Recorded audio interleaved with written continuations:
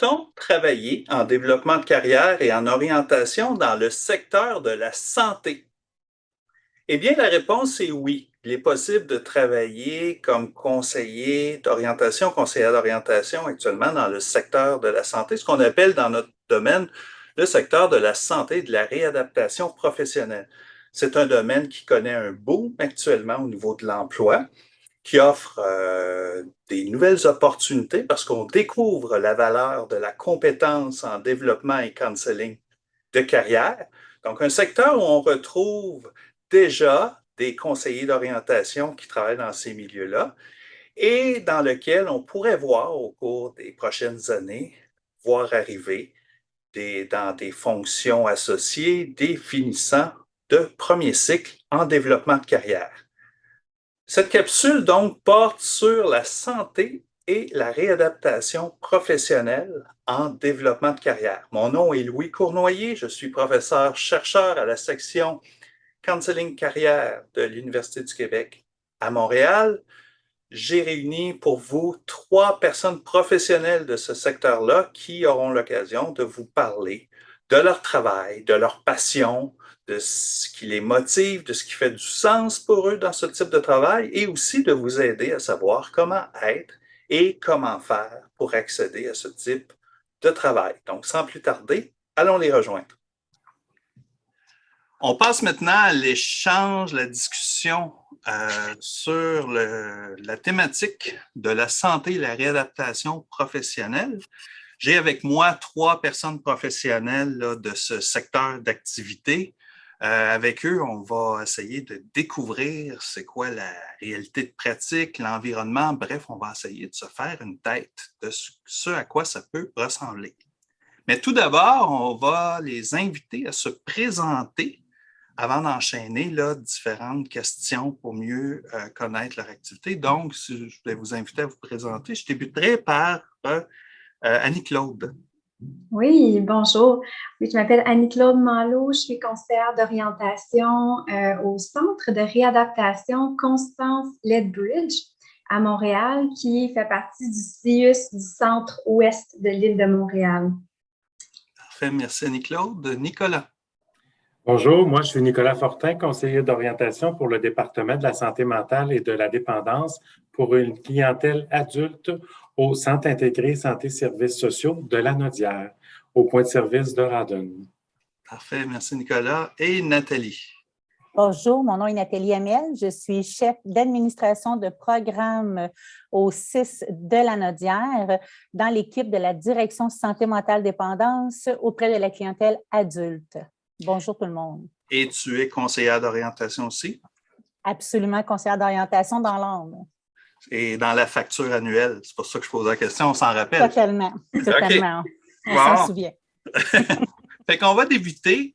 Écoutez, je vais y aller avec une première question pour vous. C'est une question assez globale.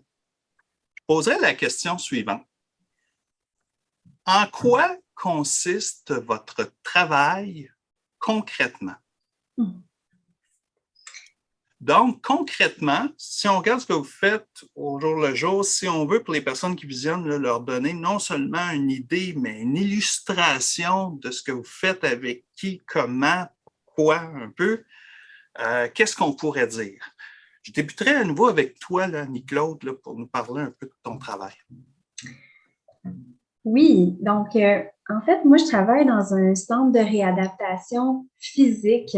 Donc, les clients qui arrivent dans notre centre, ils ont soit eu un accident physique ou bien une maladie chronique qui leur laisse des séquelles, des séquelles sur le plan physique, des séquelles sur le plan aussi cognitif, mais aussi des séquelles sur le plan psychologique. Donc, ils arrivent, ils sont suivis par une équipe interdisciplinaire de plusieurs professionnels.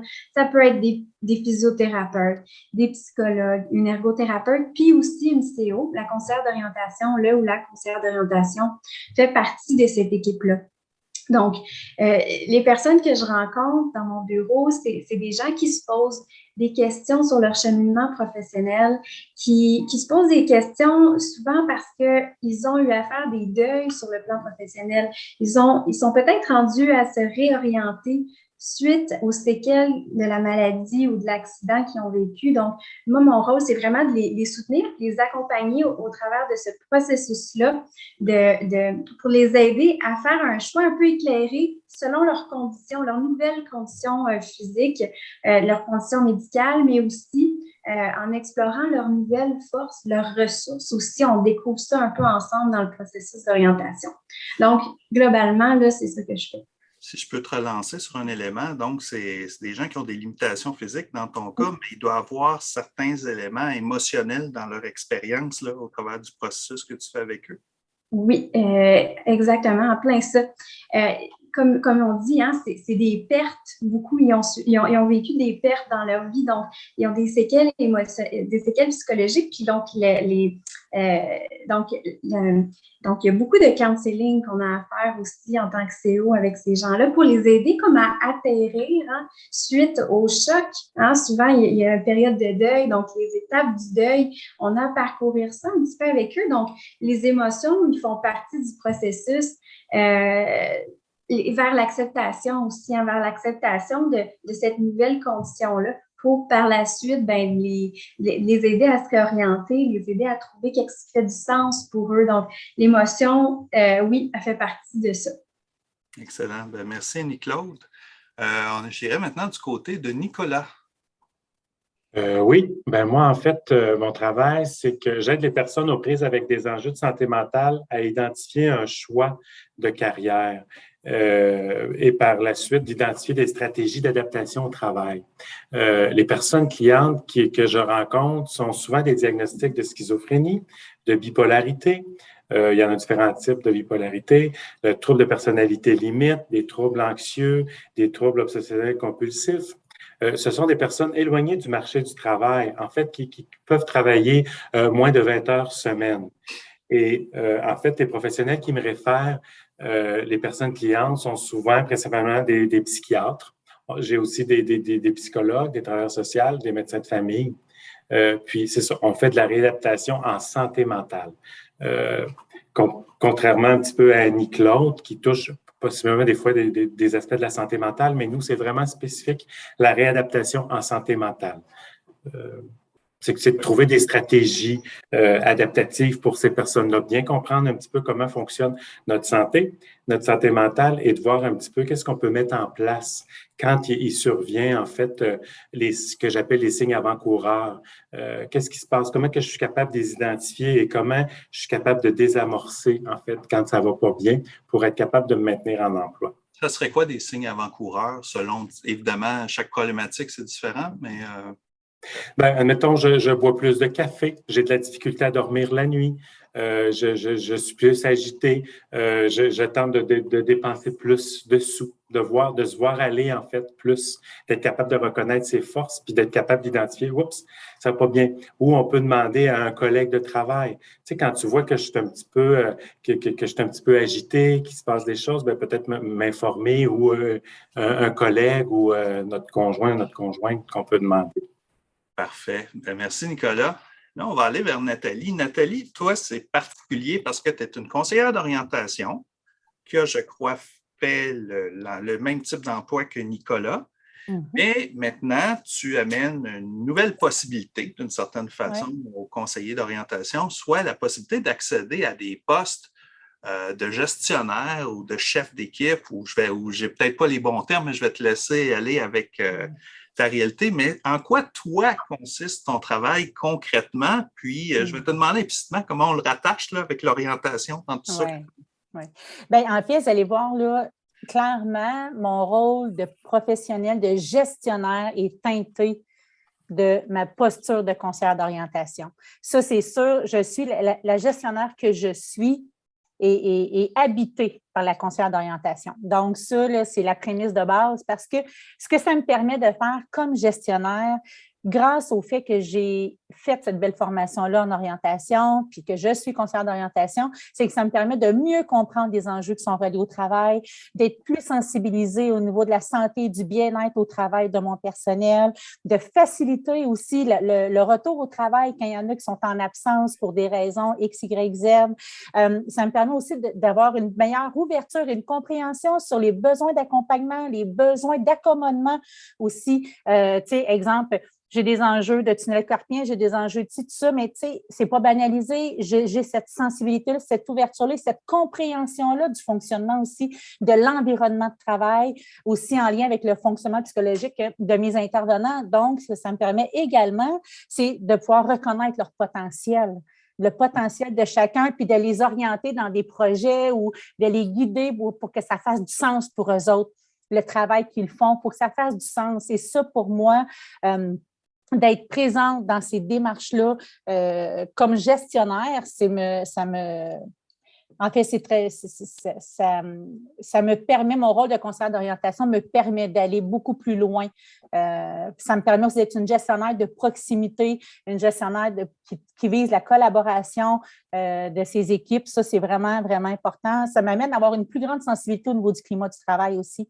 Donc, étant donné que le bien-être au travail est vraiment important, la santé, tout ça, fait que, tu sais, on essaye de, comment dire, les babines suivent les bottines, si j'ai l'expression. Ouais. C'est d'incarner un rôle qu'on dessert auprès de notre clientèle. Fait que moi, en prenant soin de mon monde, bien, ça permet de prendre, mes intervenants peuvent prendre soin aussi de leur clientèle.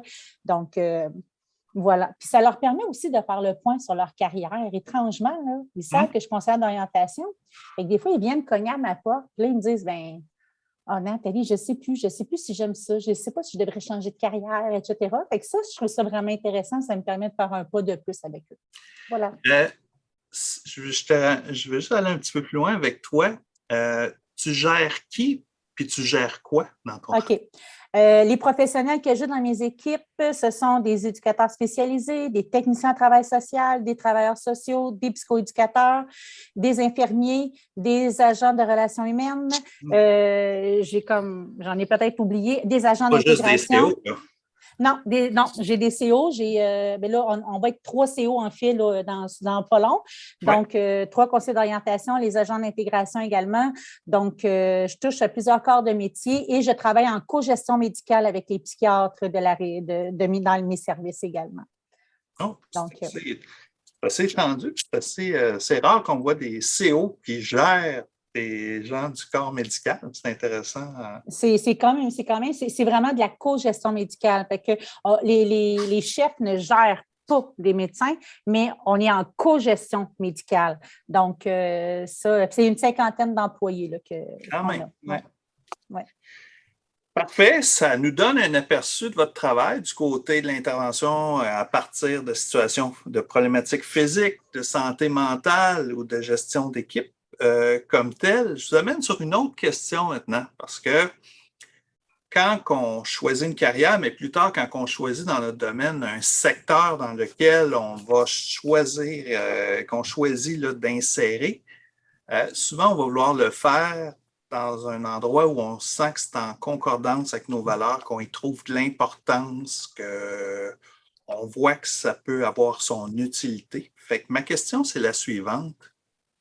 Pourquoi votre travail est important pour vous? Donc, à ce moment-ci, j'irai avec Nicolas en premier. Pourquoi, Nicolas, ton travail est important pour toi? Bien, dans un premier temps, on passe beaucoup de temps au travail, hein, dans une vie, en fait. Puis quand la motivation n'est plus là, bien, le professionnel de l'orientation peut justement aider à voir plus clair là-dedans. Qu'est-ce qui se passe, la motivation? Donc, on peut travailler sur le maintien en emploi, mais aussi, si ça peut aussi revoir son choix de carrière, revoir un petit peu ses intérêts, revisiter un petit peu nos objectifs. J'aime dire que les psychologues travaillent avec l'identité personnelle. Ben nous, on travaille plus avec l'identité professionnelle de la personne. Donc, en fait, les personnes, on aide à se comprendre, mais comprendre, en fait, le processus d'orientation, c'est de voir un petit peu quels sont mes besoins, quelles sont mes forces, quels sont mes intérêts, en fait, aujourd'hui. Puis moi, en fait, c'est d'aider les gens aussi dans une quête de sens. Parce que le travail il y en a que la valeur travail, c'est une valeur en soi. On peut avoir la valeur travail qui est au rendez-vous. Donc, c'est de travailler, en fait, la quête de sens sur les enjeux de la santé psychologique. Moi, c'est ça l'importance Voilà, de la personne. OK. Fait que c'est beaucoup au niveau c'est important pour toi d'apporter une aide au niveau de l'identité professionnelle au cœur là, des besoins des personnes. De ton côté, Annie-Claude, pourquoi ton travail, c'est un travail que tu juges important? Bien, je trouve ça important, le travail d'un CO dans tous les secteurs, dans tous les secteurs du CO, que le CO peut ouvrir. Mais dans le domaine de la santé, on apporte vraiment un regard particulier au sein des équipes interdisciplinaires parce qu'on a un regard, un peu le seul regard qui relie l'individu dans son ensemble avec ses forces, ses limites, son profil d'employabilité et le travail et la formation. Donc par exemple, ma clientèle, c'est sûr qu'elle a beaucoup d'obstacles. Elle est, comme on disait, éloignée du marché du travail. Donc, elle va vivre des séquelles, elle va avoir des séquelles qui vont lui empêcher ou rendre difficile peut-être l'intégration sur le marché du travail.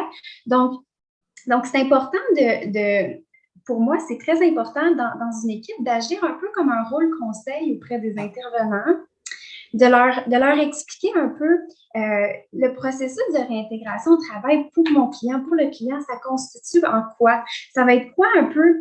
C'est quoi les obstacles qu'il va rencontrer? C'est quoi les choses qu'il devrait peut-être mettre en place avant d'y arriver, avant d'arriver à son objectif ultime? Donc, les choses qu'on peut dire, par exemple, à une équipe, c'est, ben, avec le client, moi et le client, on est arrivé à certaines étapes, un plan d'action qui fait du sens pour lui, hein, parce que si on avance un peu trop vite, ben, ce que ça peut faire, c'est que nous, ce qu'on veut, c'est que le client réussisse.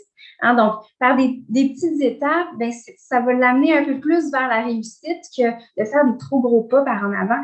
Donc, on est là un petit peu pour apporter un regard éclairé pour l'équipe traitante qui va aller dans le même sens que nous pour qu'on aille tous un peu dans le même sens avec le client.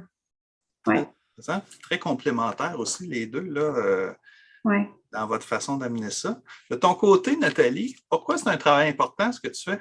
Bien, si j'y vais, moi, dans une vision un peu plus macro, dans cet aspect-là, bien, tu sais, tout le volet de l'amélioration continue des soins et des services qu'on peut offrir auprès de nos usagers, bien, en visant cette amélioration-là, ça me permet de regarder avec mes équipes, avec mes intervenants, dans le fond, qu'est-ce qu'on peut faire, comment on peut améliorer l'état de nos connaissances, l'état de nos compétences, optimiser le développement des projets, la formation qu'on peut leur offrir, etc. Donc, ça me permet de pouvoir dire, pour arriver à un point A, bien, par où on passe?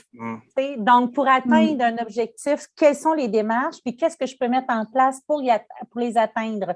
Ça, c'est vraiment important. Il y a aussi tout le volet de l'attraction-rétention, on ne se le cachera pas, avec la pénurie de main-d'œuvre à laquelle on fait face actuellement dans le réseau de la santé. Favoriser l'attraction-rétention, d'avoir une posture de CO qui nous permet de pouvoir travailler une approche de proximité, une approche de prévention de la santé, une approche qui est collaborative, si on peut appeler ça comme ça, bien, ça donne le goût, en fait, à des intervenants de venir travailler chez nous. À l'heure qu'on se parle, je vous dirais que mes services sont à 97 % remplis, donc il ne me manque pas grand monde. Il ne me manque pas grand monde à l'heure qu'on se parle. Vous êtes chanceux. On est chanceux, mais on crée notre chance également parce qu'il y a une équipe extraordinaire qui est en arrière aussi. Tu sais, il y a tout le processus des entrevues qu'on entend, oui, l'admission, mais quand on a une équipe qui est sérieuse, qui est solide, qui se tient, bien, ça favorise aussi l'accueil des nouveaux qui arrivent. Puis ça, cette attraction-rétention-là ne repose pas que sur les épaules d'une gestionnaire. C'est loin de là même. Donc, je remets le crédit à mes équipes de faire cet accueil-là, de pouvoir faire ce caring-là. Et pour moi, je leur laisse cette place-là parce que ça, c'est fondamental pour moi. Là, on est en train de mettre la table pour une question qui va venir plus tard sur comment être et comment faire pour arriver à une fonction comme ça, mais et on pourra poursuivre là-dessus. Juste avant, par contre, on va en traiter une troisième question ensemble. Puis là, je vais vous amener à vous-même comme individu. Donc, au-delà de votre rôle ou avant votre rôle, vous êtes des individus. Donc, Nicolas est une personne, Annie-Claude, Nathalie, vous ressemblez, vous avez certainement des différences. Puis, vous faites un travail qui, en principe, vous semblez beaucoup l'aimer. ce que je peux percevoir. Fait que ma troisième question, ce sera la suivante. Qu'est-ce que vous trouvez de plus gratifiant dans votre travail? Donc, à ce niveau-là, gratifiant, en quoi ça vous rejoint dans vos valeurs, vos besoins, votre personnalité, que ça fait du sens? Certains disent pourquoi je suis sur mon X. Donc, à cet égard-là, je reviendrai peut-être, je ne sais pas qui a le goût de commencer. Je vais ouvert, là. Je peux y aller? Oui, je peux y aller. J'ai toujours été, si on parle de moi un petit peu, j'adore mon travail, effectivement. J'ai toujours été portée à... j'ai une grande curiosité. J'aime ça creuser, j'aime ça en apprendre plus, j'aime ça faire de la lecture aussi. Je veux pas, dans notre travail, il y a des dossiers médicaux à lire. Hein? Il y a des éléments qu'il va falloir lire, il va falloir prendre connaissance. Donc, il y a de la lecture, mais il y a de l'intervention aussi. Donc, moi, puis j'adore aider les gens. C'est ça qui m'a poussée à aller en orientation. Donc, ces deux éléments-là, d'aller plus loin, de creuser, d'avoir une complexité aussi chez nos clients, parce qu'ils sont tous différents, mais ils ont beaucoup de dimensions. Hein? Il y a beaucoup de dimensions dans ce qu'ils vivent, hein? Des dimensions sociales, ils ont des difficultés des fois sociales, psychologiques, cognitives, hein? Des problèmes de mémoire, des problèmes d'attention, des problèmes physiques aussi. Donc, c'est une complexité qui rend ça beau. En fait, je m'ennuierai jamais. Il va toujours avoir un défi dans mon travail. Puis moi, c'est un peu ça que je recherche. On s'ennuie pas. Puis ce que je trouve gratifiant, c'est que pas à pas, on voit à travers la réadaptation les clients avancer, cheminer. Il faut être patient en réadaptation. Ils vont pas tout d'un coup là, faire des grands pas puis trouver comme en 3 rencontres. Là, des fois, ça prend du temps. Il faut être patient comme intervenant aussi. Mais ça peut être une autre question plus tard, on va en parler. Mais moi, ce que je trouve gratifiant, c'est que quand il sort de mon bureau, il se sent un petit peu mieux. Il a appris quelque chose sur lui-même, un petit pas, un peu plus à chaque fois. Puis, donc c'est ça que je trouve gratifiant aussi là, dans mon travail. Qu'ils se sentent mieux, je me donne un peu le défi qu'ils se sentent mieux à la fin de nos rencontres, que quand ils arrivent, il y a une différence. Avec un objectif, ce que j'entends, là, que tu nommes pas, mais réaliste aussi. Oui, exactement, oui. Oui, réaliste, pas trop le brusquer vers l'avant, parce que sinon, ce que ça fait, c'est ça, tu peux reculer aussi, tu peux stagner. Ce qu'on veut, c'est que la personne reste en mouvement aussi le plus possible. Donc, aller au rythme du client, mais ça, je trouve ça gratifiant de voir quand même des progrès dans toute sa réadaptation avec les autres professionnels. Ça vient aussi nourrir l'objectif en orientation quand il nourrit ses autres objectifs avec les autres professionnels. Donc ça, je trouve ça gratifiant. Super. De votre côté, Nathalie ou Nicolas, au choix, en quoi vous trouvez votre travail particulièrement gratifiant pour vous comme personne? Je te laisse la parole, Nicolas. En fait, moi, je suis un gars qui aime beaucoup écouter. Et en fait, ce que j'aime là-dedans, c'est que j'utilise mes forces, en fait, pour rendre service à des personnes. Et ce que j'aime aussi, c'est quand les personnes prennent conscience, quand ils viennent dans mon bureau, ils prennent conscience de quelque chose qu'ils n'avaient pas vu. Je vais vous donner un exemple. Dernièrement, j'ai une personne que je rencontre où on explorait, en fait, comment être capable de mettre ses limites et puis d'être capable de s'affirmer davantage. Et elle essayait de le faire et elle le faisait. Mais ce qui arrivait chez elle, c'était comme quand elle mettait ses limites, après ça, elle pouvait dire oui. Elle était capable de dire non au départ, mais à un moment donné, si les personnes revenaient à la charge, elle était en mesure, elle pouvait rebalancer sa décision, de revenir sur sa décision. Et en fait, ce qu'elle fait avec moi, c'est plus d'être capable de maintenir en fait ses limites.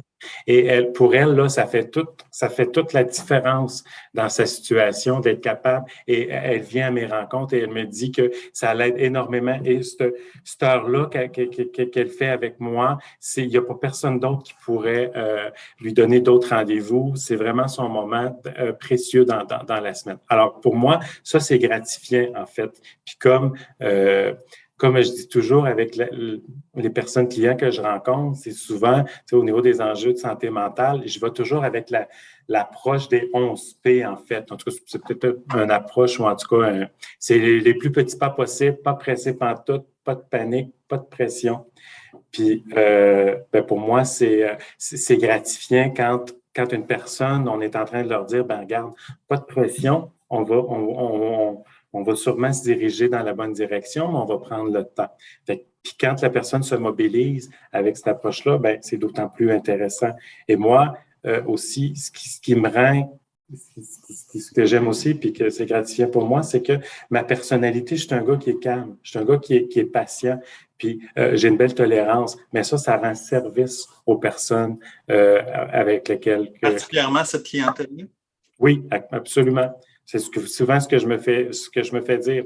Comme quand il y a des personnes qui ont des enjeux de santé, d'enjeux de personnalité qui viennent dans mon bureau, où les émotions, ils sont en colère, tout ça, mon approche fait en sorte que, oups, d'être calme, puis d'entendre la personne, puis de pas, ça l'apaise la personne. C'est ce que je me fais souvent nommer. Ça fait que pour moi, c'est gratifiant que j'apaise en fait la crise qui peut surgir. Avant qu'on aille à Nathalie, j'aimerais ça que tu répètes les 11 P. En fait, il y en avait pas 11, mais ma gestionnaire, à un moment donné, c'est elle qui m'a dit il y en a 11 P. Ça fait que c'est de Nathalie Hamel, en fait, que ça vient, les 11 P. Mais je l'utilise beaucoup, je trouve que c'est pertinent. C'est, en fait, les plus petits pas possibles, pas pressé pantoute, pas de panique, pas de pression. Nathalie a rajouté les pas de pression. On pourrait dire que c'est pas pire. On est rendu à 13. Nathalie, toi de ton côté, à part d'être auteur là, de belles citations pépiennes, qu'est-ce que tu trouves de plus gratifiant dans ton travail? Écoute, ma plus grande... ce qui me fait le plus grand bonheur de pratiquer le travail que je fais actuellement, c'est d'être témoin de toutes les transformations qui s'opèrent chez mes intervenants, dans mes équipes. Ça, et chez les gens aussi, lors de mes pratiques différentes. J'aime mettre de l'avant, les mettre eux de l'avant, mettre leur potentiel de l'avant pour qu'ils puissent voir et vivre leur succès. Ça, c'est comme de voir briller les gens. C'est ce qui me rend le plus heureuse, en fait, vraiment, parce que je suis une personne qui adore travailler dans l'ombre. Les présentations, des choses comme ça, je suis plus une travailleuse de l'ombre. Moi, je t'aime bien travailler en arrière des rideaux, backstage, comme on dit. Donc, d'être témoin, de voir des gens s'épanouir comme des fleurs, de briller, puis de se donner le droit, parce que ça leur demande tellement de courage de pouvoir se positionner, se lever, puis de se choisir en tant qu'individu pour améliorer leurs conditions de travail, leurs conditions de vie, puis d'honorer toutes leurs valeurs qui sont en arrière de ça. C'est la plus grande gratification que je ressens, c'est d'avoir la chance d'être honorée, en fait. C'est vraiment ça. Je n'ai pas rien d'autre à dire, mais ça, c'est vraiment ma plus grande satisfaction. Oui, donc ça rejoint dans l'idée large là, d'une mise en mouvement. Donc, exact. Comme des gens qui l'étaient peut-être passés ou à risque de ne pas l'être, ne plus l'être, et de faire en sorte que l'élan repart. La machine repart, puis il y a des belles choses qui se produisent grâce à vous, sentiment là, que vous avez joué un rôle là-dedans. On arrive à la dernière question ensemble.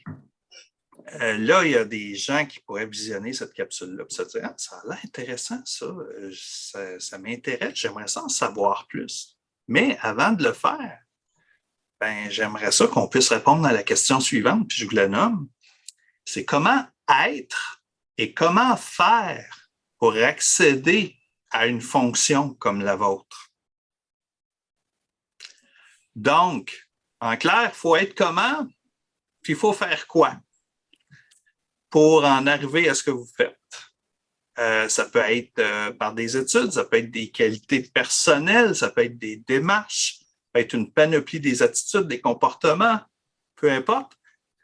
J'aurais le goût d'aller vers Nathalie en premier, puis Nathalie, peut-être me répond autant au niveau de du côté gestionnaire que du côté conseiller, parce que tu es aux deux niveaux, là, puis tu avais commencé à en parler un peu tout à l'heure. Oui, bien, en fait, si vous pouvez vous imaginer, tout est une question de la façon dont on parle déjà de ses études. Tout commence là. La passion qu'on porte en dedans de soi quand on parle de qu'est-ce qu'on étudie. Moi, ça a commencé dans les estrades d'un terrain de soccer. J'ai parlé avec passion de mes études en orientation en disant qu'un jour, je voulais travailler en santé mentale. Je voulais être conseillère d'orientation en santé mentale. Et je ne savais pas qui était assis dans les estrades. Et à un moment donné, un monsieur est venu s'asseoir à côté de moi, il me serrait la main, il me dit « Bienvenue, tu viens de trouver ton stage. » Et c'était le coordonnateur de la direction santé mentale dépendance. Alors, tout est une question d'attitude et de la façon dont on parle de sa profession. Ça, pour moi, c'est fondamental. Et fait que c'est ce qui fait que j'ai commencé à faire mes stages. Après ça, j'ai été conseillère d'orientation et là, on a implanté le service d'intégration socio-professionnelle. Ça, ce que ça m'a demandé, c'est d'avoir de l'audace, de la persévérance et d'être bien documenté parce que là, j'ai eu à travailler avec les équipes traitantes, à présenter le service d'intégration socio-professionnelle, à le faire connaître et à le faire reconnaître. Donc, ça a été par la suite, ça a été mon côté un peu leader. Je peux dire ça comme ça. Je déplace quand même de l'air, on ne se le cachera pas. Dans mon discours, j'ai toujours cru énormément aux gens. OK? Ça, les gens le sentent quand on croit en eux réellement. Ils le sentent. Donc, incarner cette posture-là dans de soi, si tu es là faire une job juste pour faire une job, la clientèle va le ressentir clairement. Ça, ce que tu viens de dire, là, c'est croire en la valeur des gens. C'est autant comme gestionnaire à l'égard des professionnels qu'un professionnel comme Annie-Claude ou Nicolas à l'égard de Absolument. Absolument. C'est un incontournable, que ce soit Annie-Claude, Nicolas qui travaillent auprès des usagers ou que moi, je travaille auprès de mes intervenants, de mes équipes. Fondamentalement, de croire en eux, de croire en leur potentiel. Ça, c'est comme au niveau du être, ça, c'est vraiment... Puis une fois gestionnaire, bien, c'est aussi tout le côté respectueuse aussi qui s'ajoute là-dedans au niveau de l'humilité. Aussi, quand on arrive CO dans le réseau de la santé, il faut arriver avec énormément d'humilité. Mes collègues, là, Annie-Claude et Nicolas, pourront vous en parler aussi probablement, mais avoir cette grande humilité-là quand on arrive, pas arriver avec nos grands sabots en disant « OK, je sais tout, je connais tout », c'est nous faire fermer la porte, c'est clair. L'humilité, en même temps, c'est pas l'humilité tout en ayant confiance en soi. Tout à fait. Puis, l'humilité avec de l'écoute. C'est-à-dire prendre le temps d'écouter l'autre, de l'entendre, de valider qu'est-ce qu'il dit, puis qu'il sente qu'il a été entendu, cru, validé dans son besoin, dans ce qu'il a nommé. Puis par la suite, ça nous donne le champ libre pour après ça, avec confiance, avec notre champ de compétences, notre expertise, etc., de pouvoir aller de l'avant. Puis là, on gagne en crédibilité à ce moment-là. Donc ça, c'est ce que je pourrais dire par rapport à... Nos habiletés relationnelles sont utiles vraiment avec nos collègues, absolument, les habiletés qu'on apprend en counseling. Effectivement, ben, je fais du pouce là, sur ce que tu dis. L'humilité, quand on rentre, effectivement, puis les habiletés relationnelles nous permettent d'avoir des relations. Les relations qu'on bâtit avec nos collègues, ça permet aussi aux clients. C'est aussi pour le client, pour qu'il puisse lui aussi avancer, pour qu'on puisse tous s'entendre, on travaille en équipe pour lui aussi. Donc, l'humilité, oui. Puis aussi, comme tu dis, la confiance, parce que souvent, on est amené à donner un jugement clinique, une opinion clinique en discussion d'équipe. Donc, c'est de bâtir aussi cette capacité-là à nommer les choses au niveau de notre expertise à nous. Puis ça, au début, c'est pas évident parce que on n'est pas habitué de faire ça en sortant du bac ou de la maîtrise. Donc, éventuellement, à force avec notre expérience, tout ça, bien, on apprend aussi à donner notre opinion, notre avis clinique. Puis très important aussi dans une équipe. Donc, c'est toute une danse entre écouter, mettre en pratique nos habiletés de relationnel avec les clients, avec les collègues, mais aussi s'affirmer dans notre milieu de travail. Hein. C'est tout ça. Oui. Pour arriver à, puis pour toi, Annie-Claude, si quelqu'un voudrait arriver à faire la job que tu fais, qu'est-ce que tu l'encouragerais à faire? Au niveau scolaire, par exemple? Scolaire, stage, démarche? Oui, ben moi, j'ai fait mon bac en développement de carrière. Ça a été une réorientation. Hein. J'étais dans un domaine différent, puis j'ai rencontré une conseillère d'orientation, puis écoute, elle m'a éclairée, elle a donné du sens, elle a mis des mots sur les questions que je me posais, puis ça m'a tellement inspirée. Je suis rentrée dans le bac comme Nathalie, j'en ai parlé avec passion pendant 3 ans, pendant 5 ans, parce qu'après ça, j'ai fait ma maîtrise en conseil de carrière, mais ça s'appelait carriérologie dans le temps. Ça fait pas si longtemps que ça. Puis par la suite, ben, j'ai travaillé en employabilité. Je trouve que ça m'a donné, cette expérience-là en employabilité m'a donné des outils que j'applique encore aujourd'hui dans mon milieu de travail parce que j'ai vraiment découvert une clientèle. On est un peu des généralistes en employabilité. On explore différents clients. C'est une clientèle universelle. On voit de tout. Puis on en voit beaucoup aussi des clients en employabilité. Donc, ça m'a beaucoup aidé dans mon milieu actuel, d'avoir cette base-là, cette expérience-là, parce que j'ai pas fait mes stages en réadaptation. Par la suite, je suis rentrée en réadapt. Après cette expérience-là, j'ai appliqué au CIUS directement. On pourrait y revenir après Nicolas, là, mais c'est le domaine dans lequel vous êtes, c'est un domaine qui a beaucoup changé. Tu le disais, Annie-Claude, tu disais, ça fait pas si longtemps que ça que j'ai fini, mais les 5 dernières années, si on pourrait dire, les 5-6 dernières années, ça a bougé beaucoup. Mais juste avant, j'irai avec Nicolas sur le même élan. Nicolas, comment faire ou comment être pour accéder à un poste comme le tien? Moi, j'aurais le goût de dire être intéressé à l'autre. Être intéressé, être passionné, en fait, à être avec l'être humain, de comprendre l'être humain.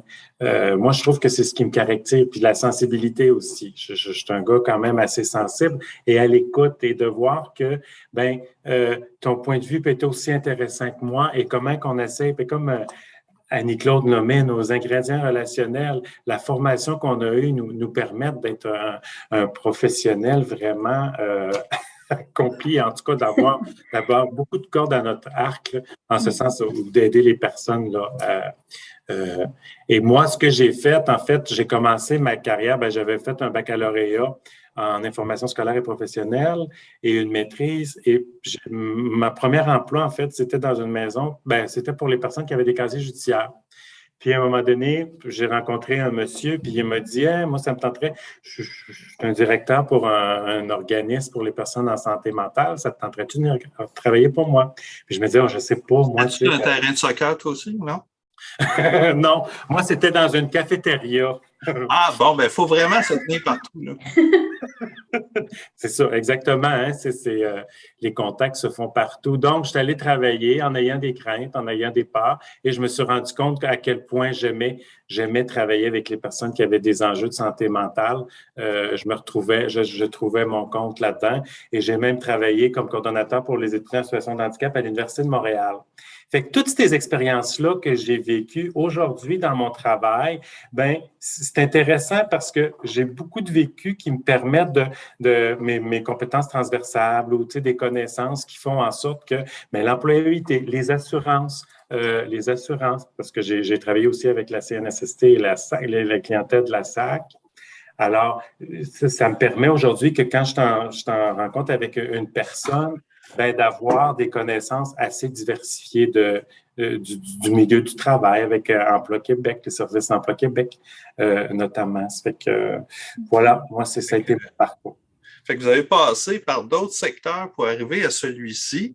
Je voudrais aller vers toi, Nathalie, pour 2 petites questions. La première, c'est ça, c'est ça a l'air d'un domaine, la santé et réadaptation professionnelle. Bon, ça existait des CO, il y en avait des CO depuis longtemps là, dans des hôpitaux, ce qu'on appelait avant Louis H. Lafontaine, entre autres. Il y avait des CO. Mais j'ai l'impression, parce que tu as fait partie je vais vers toi parce que tu as fait un peu partie de ce mouvement-là, on dirait que depuis 5-6 ans, ça a changé beaucoup. Qu'est-ce qui se passe?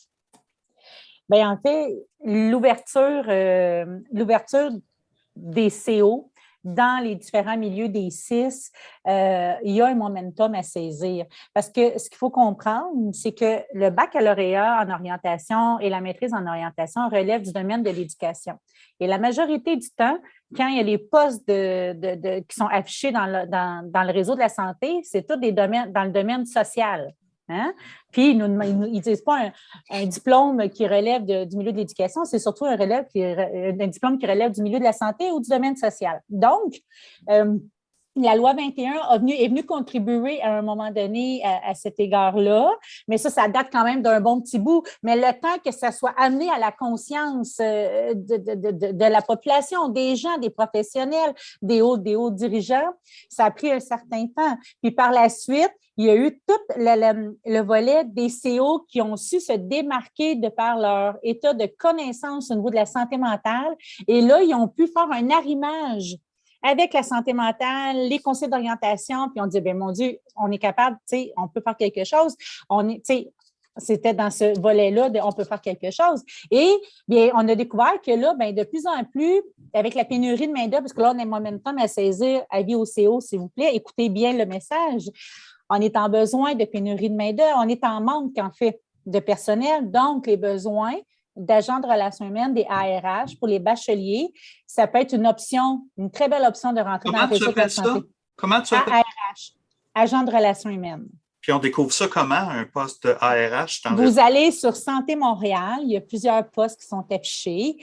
Vous pouvez même envoyer candidature spontanée, tout simplement. Il y a tellement des besoins. Ciblez n'importe quel CIS dans votre région.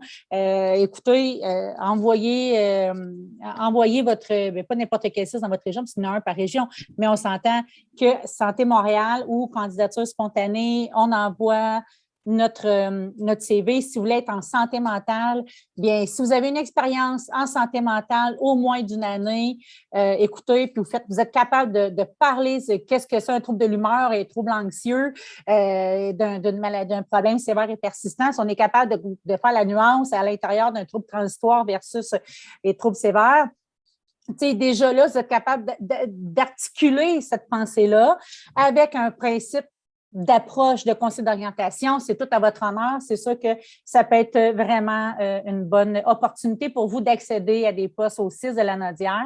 Puis par la suite, bien écoutez, la roue est commencée. Et actuellement, si je comprends bien, parce que là, le poste que tu parlais, le titre, c'est plus pour des gens qui auraient un bac. Hein? Oui. Oui. Mais actuellement, je comprends, le marché est plus, ce qui a pénétré dans le secteur pour l'instant, c'est beaucoup. Ça a commencé par des CO. Mais je dis ça a commencé, ça fait longtemps que c'est là, mais la situation avec le boom actuel, c'est des CO là. Ouais. Les conseils d'orientation, la différence, c'est que la probabilité de upgrader, parce que là, ils sont membres d'un ordre professionnel, tu sais, il y a des avantages. Là, tu es membre d'un ordre professionnel, tu es régi sur une loi, tu as aussi la possibilité d'accéder à des postes de cadre ou à la relève de cadre également, de par la diplomation de deuxième cycle, souvent qui est demandée, etc., etc. Donc, cette maîtrise-là nous permet d'accéder à une plus grande largeur, les largesses et largeurs, en fait, des possibilités, des options, en fait, dans le réseau de la santé. Parce qu'à partir du moment où tu as commencé ton emploi, que tu es admis et tu travailles, par la suite, à l'intérieur de l'organisation, si tu veux postuler sur d'autres emplois, bien, c'est souvent avec toute ton expérience de travail, ton portfolio que tu as monté, etc., etc. Et là, bien, c'est une démarche qui est autre. Je pense que ça fait beaucoup de comment être, comment faire. Un beau partage. Annie-Claude, Nicolas, est-ce qu'il y avait quelque chose lié à ajouter? Ou c'est... Oh. Ce qui m'a aidé aussi, c'est en dehors du professionnel, mais j'ai aussi participé à des centres d'écoute aussi, de référence quand on veut pratiquer notre écoute active, Ce hein, qu'on ou peut notre faire pendant ses études à l'UQAM. pendant ses études à l'UQAM. Ouais, c'est une belle opportunité aussi d'apprendre sur des clientèles qu'on ne voit pas nécessairement dans les rencontres d'orientation, nécessairement dans les stages, hein. Donc, c'est une clientèle diversifiée. Puis si on veut éventuellement aller dans une clientèle qui peut-être santé mentale ou en réadaptation, mais on peut rencontrer différents types de clientèle là-dedans. Donc, les centres d'écoute aussi, c'est une autre façon de se créer de l'expérience, de mettre ça dans son CV aussi. Donc, ça, c'est une petite parenthèse là, qui m'a aidée, moi. Excellent. Ben, je pense que ça fait un très bon tour. Si quelqu'un est vraiment intéressé au secteur, je crois qu'il a beaucoup d'informations ici pour se faire une première idée, une bonne idée là, de ce que c'est, ce que ça peut être, ce que ça peut demander. Fait qu'on va conclure là-dessus. Donc, avant de le faire, je voudrais évidemment vous remercier, Nathalie Hamel, Annie-Claude Malo et Nicolas Fortin là, pour votre participation, puis en espérant se retrouver dans un autre contexte. Merci beaucoup, puis à bientôt. Merci. Au travers de cet échange, nous avons eu l'occasion de voir les plaisirs, les joies, le bonheur de pouvoir travailler dans le secteur de la santé et de la réadaptation professionnelle. Bien sûr, cela a ses exigences, ses demandes de rigueur, de compétences et de travailler dans une organisation qui est assez de grande importance. En même temps, c'est une occasion unique de pouvoir mettre en mouvement des individus, je devrais dire remettre en mouvement des individus qui parfois ont vécu des difficultés relatives à des problèmes physiques et ou de santé mentale.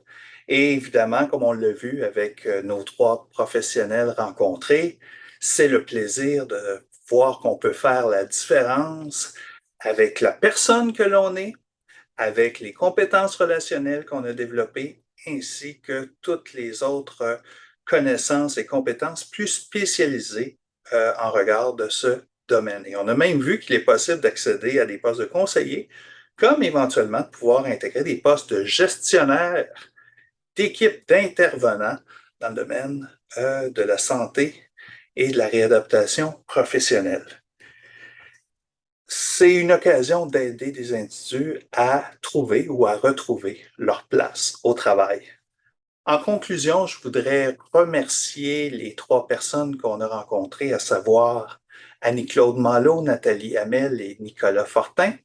J'espère que cette capsule pourra vous inspirer, vous donner un meilleur aperçu de ce que l'on peut faire en développement de carrière dans le champ de la santé et de la réadaptation professionnelle, et au plaisir. Merci.